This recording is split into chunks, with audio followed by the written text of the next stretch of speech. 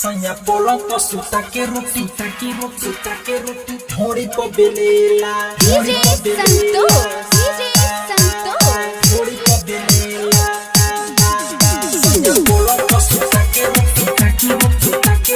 थोड़ी को बेलेला सैया पोलो को सुता के रोटी थोड़ी को बेलेला सैया पोलो को सुता के रोटी थोड़ी को बेलेला कोई से बताई लागता शरम कोई से बताई लागता शरम चढ़ली जवानी हमर हो जाता गरम चिप्स ताके दिया बुता के दर्द बड़ी देला सैया पलंग पर सुता के रोटी ढोड़ी पर बेलेला सैया पलंग पर सुता के रोटी ढोड़ी पर बेलेला कोई से बताई लागता शरम आए हाय कोई से बताई लागता शरम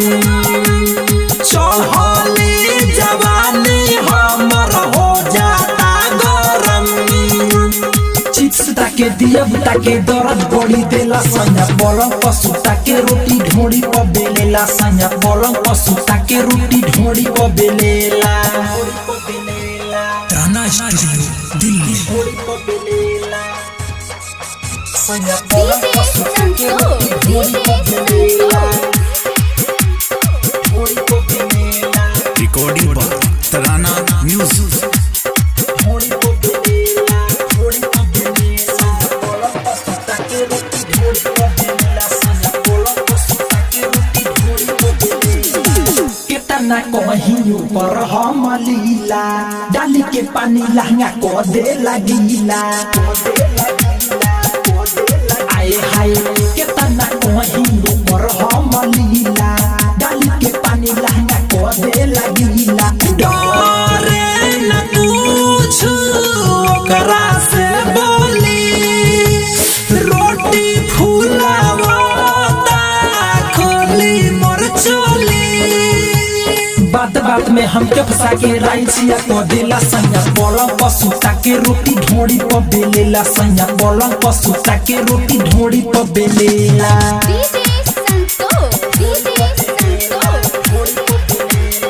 सैया पलंग पर सुता के रोटी ढोड़ी पर बेलेला सैया पलंग पर सुता के रोटी ढोड़ी पर बेलेला जखमी जयराम से रही परेशान हो ढोड़ी पयाटा कर देता जियान हो जखमी जयराम से रही परेशान हो ढोड़ी पयाटा कर देता जियान हो परदीप प्रेमी मुरारी अनमोल झार देता लहंगा के भीतर सारा झोल सारी रात करेला लीला सुते नहीं देला सैया पलंग पर सुता के रोटी ढोड़ी पर बेलेला सैया पलंग पर सुता के रोटी ढोड़ी पर बेलेला सैया पलंग पर सुता के रोटी ढोड़ी पर बेलेला।